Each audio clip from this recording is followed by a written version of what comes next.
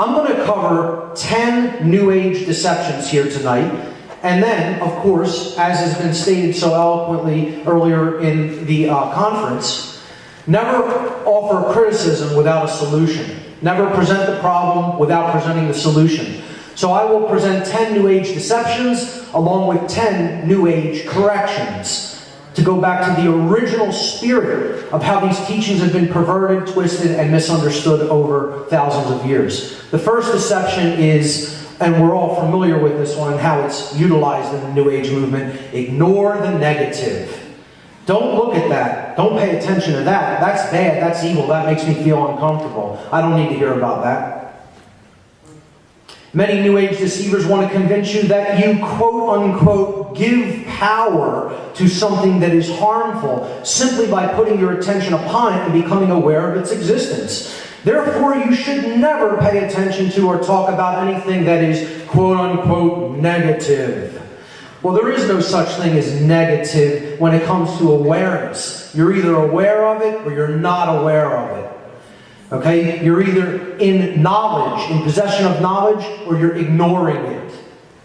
So it's a question of knowledge or ignorance. So, ignore the negative is New Age deception number 1. And this is what it looks like. Putting your head in the sand. And to put your head in the sand, you have to be on your knees with your ass in the air. Okay? Just keep that in mind. To put your head in the sand, you need to be on your knees with your ass in the air.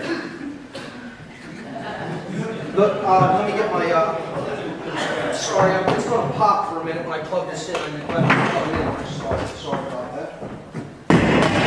Sorry. Let me go back to that slide. And if this is the attitude that we take in life, I have to call bullshit on it, okay? This is the bullshit button. You'll be seeing a lot of it in the presentation.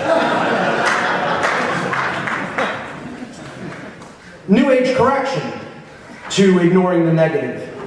Seeing the negative for what it actually is creates the ability to steel oneself against its harmful effects, and possibly even to be able to avert those effects entirely.